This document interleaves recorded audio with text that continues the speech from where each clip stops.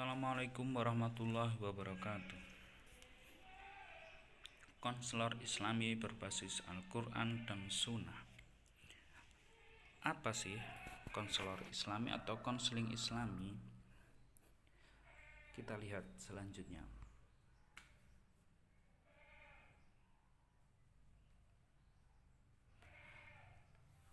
Secara umum, konselor berarti seorang ahli dalam bidang konseling atau bimbingan yang memiliki kewenangan dan mandat secara profesional untuk melaksanakan kegiatan pelayanan konseling. Menurut Prayitno, dijelaskan bahwa konselor sekolah adalah seorang tenaga profesional yang memperoleh pendidikan khusus di perguruan tinggi dan mencurahkan seluruh waktunya dalam pelayanan dan bimbingan konseling. Next. Nah, merujuk pada konseling Islami atau konselor Islami.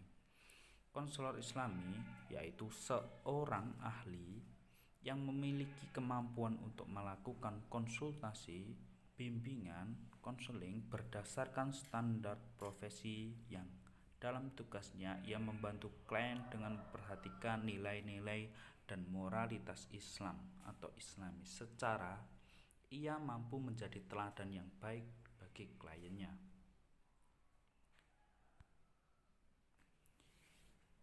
Karakteristik konselor Islami. Pertama, seorang konselor harus menjadi cerminan bagi konseli atau klien. Konselor merupakan teladan bagi klien, meskipun demikian tidak berarti konselor tanpa cacat. Sebagai manusia yang memiliki berbagai keterbatasan dan kelemahan perilaku yang dapat dilihat atau dijadikan contoh, sebagaimana firman Allah yang artinya, sesungguhnya telah ada suri tauladan yang baik bagimu pada Ibrahim dan orang-orang yang bersama dengannya. Quran Surat Mumtahanah. Selanjutnya, kemampuan bersimpati dan berempati yang melampaui dimensi duniawi. Apa sih maksudnya?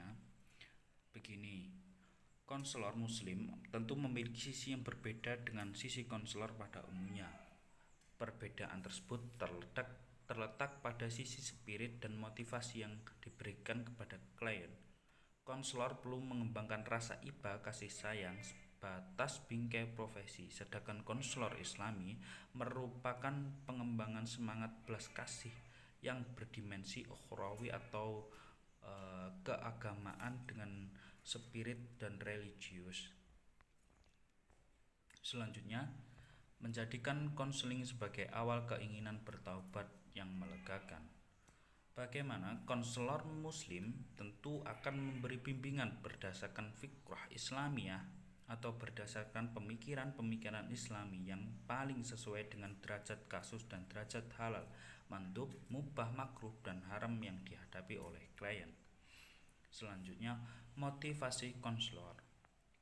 Konseling adalah suatu bentuk ibadah. Setiap konselor memiliki beragam motivasi, mulai dari alasan yang paling rendah, yakni semata-mata masalah mencari pekerjaan, sampai alasan yang paling elit dan bergengsi. Konselor muslim hendaknya memulai segala perbuatan adalah bagian dari kewajiban hidup, bagian dari ibadah. Dalam mengatasi persoalan tersebut, konselor atau konseling Islami tidak terlepas persoalan-persoalan itu harus melibatkan atau menghadirkan sisi-sisi religius, spiritualitas untuk menumbuhkan keimanan dan ketakwaan. Selanjutnya, memiliki pikiran positif. Hal ini wajib bagi setiap konselor sehingga dalam proses berpikir dan bertindak menimbulkan hal-hal yang mudah untuk diselesaikan dengan cara berpikir yang positif, dengan motivasi melakukan konseling secara positif dan lain-lainnya. Selanjutnya, tentang prinsip konselor Islami menurut Ainur Rahim. Pertama, menguasai bidang permasalahan yang dihadapi, menguasai metode dan teknik BK, menguasai hukum Islam sesuai dengan bidang yang dihadapi, memahami landasan filosofis bimbingan dan konseling Islami, menguasai landasan-landasan keilmuan bimbingan dan konseling Islami yang relevan, mampu mengorganisasikan dan mendemonstrasikan keilmuan bimbingan dan konseling Islami, mampu memanfaatkan hasil-hasil riset dan penelitian yang berkaitan dengan bimbingan dan konseling. Sifat-sifat penyuluh. Sifat-sifat penyuluh Islami atau konseling Islami tidak terlepas dari sifat wajibnya Nabi Muhammad SAW. Pertama, syidik. Syidik adalah sifat yang melekat pada diri konselor dan wajib bagi konselor memiliki sifat yang jujur dan tidak berbohong. Fatonah artinya cerdik. Cerdik meliputi dari keterampilan seorang konselor, keterampilan menguasai teknik konseling, dan lain-lainnya. Tablik menyampaikan. Penyampaian ini terkait dengan motivasi yang mana seorang konseling harus jujur dalam menyampaikan hal-hal yang terkait dengan konseling agar persoalan yang dihadapi klien mudah terselesaikan. Selanjutnya, amanah. Amanah dapat dipercaya. Wajib bagi setiap konseling menjaga privasi persoalan atau permasalahan-permasalahan yang dihadapi klien, bagaimana hal ini tidak bisa dibocorkan ke setiap orang atau dipublikasikan.